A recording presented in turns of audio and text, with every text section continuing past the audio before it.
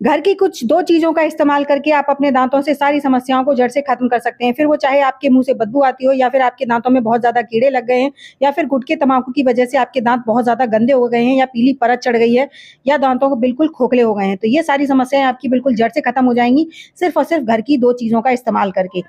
हम 2 स्टेप में रेमेडी को तैयार करेंगे और इसे 2 स्टेप में ही लगाना है, जिससे आपके दाँतों की सारी समस्याएँ खत्म हो जाएँगी। देखिए, बहुत सारे लोग ऐसे होते हैं, जिनके दाँतों में बहुत ज़्यादा दर्द हो रहा है, लेकिन कीड़ा भी नहीं लगा है और प्रेगनेंसी टाइम पर आप पेन किलर भी नहीं ले सकते हैं या फिर छोटे बच्चे हैं, उनको आप पेन किलर नहीं दे सकते हैं।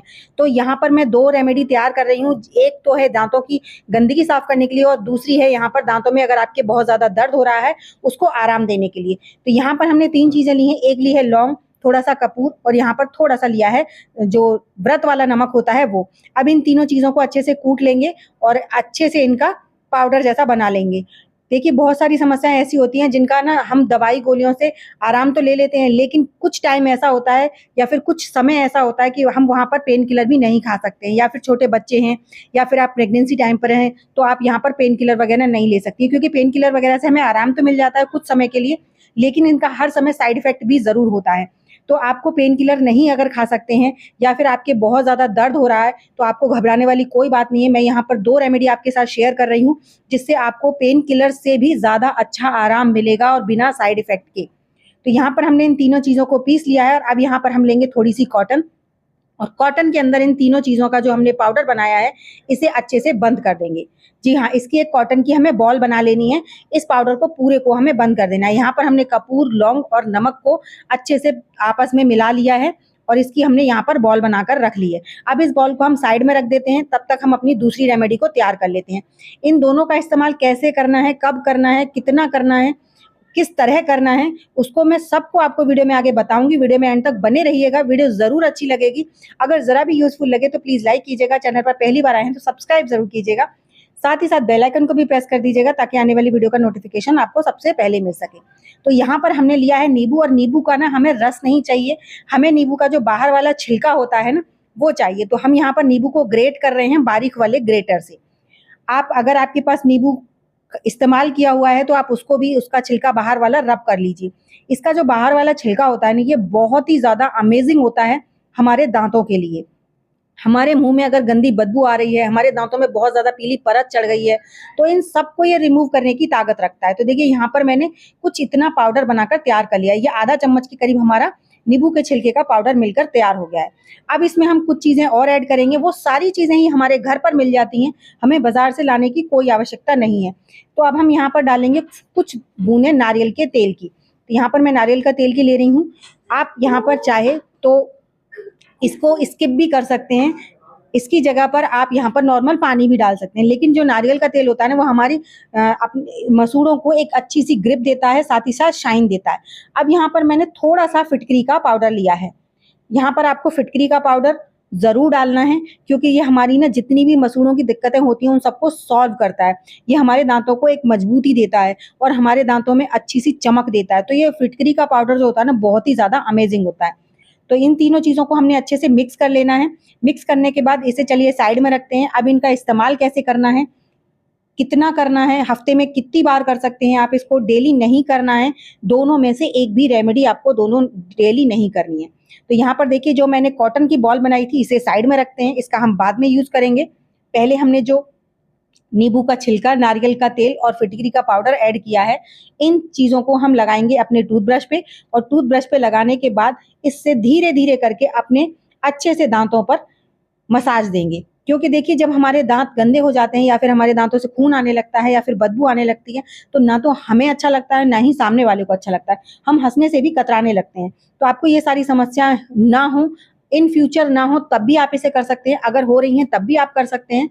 और छोटे-छोटे बच्चों के साथ तो ये बहुत ज़्यादा दिक्कतें हो गई हैं। और देखिए, सारे बच्चे जो होते हैं ना, हर तरह की दवाई नहीं खाते हैं, ना ही हर तरह की दवाई आप मुँह में लगा सकते हैं। तो ये सारे जो देसी नुस्खे होते हैं ना, ये बहुत कमाल के होते हैं और इनका कोई साइड इफ़ेक्ट नहीं होता है। तो बस यहाँ पर धीरे-धीरे करके आपको अपने दाँतों में मसाज देनी है, ज़्यादा रफली नहीं करना है क्योंकि हमारे जो दाँत होते हैं ना, उनकी जड़ें खोखली हो जाती हैं अगर आप ज़्यादा रफली करते हैं तो। इसको आपको 30 सेकंड के लिए कंटिन्यू करना है, उसके बाद से थोड़ी देर के लिए अपने मुँह में होल्ड रखिए।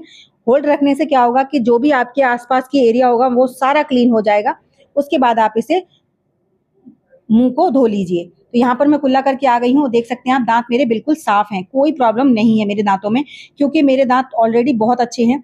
तो अब जो हमने कॉटन का जो बॉल बनाया था वो हमने बनाया है, जैसे नॉर्मली क्या होता है ज़्यादातर दाढ़ में दर्द होता है तो वहाँ पर आपको ये बॉल रख लेना है। डायरेक्टली आप लौंग, कपूर, नमक का इस्तेमाल करेंगे ना तो वो थोड़ा सा अनकंफर्टेबल हो जाता है, लेकिन जब आप इसे कॉटन बॉल के साथ रखेंगे तो इसे बाहर निकालना भी आसान हो जाएगा। अब आप इसे रखिए कम से कम 1 से 1.5 मिनट के लिए, और उसके बाद अगर इसका जो लार है उसे अंदर भी चली जाए तो कोई प्रॉब्लम नहीं है, वैसे हो सकता है तो आप इसे बाहर निकाल दीजिए और उसके बाद इस कॉटन बॉल को बाहर फेंक दीजिए।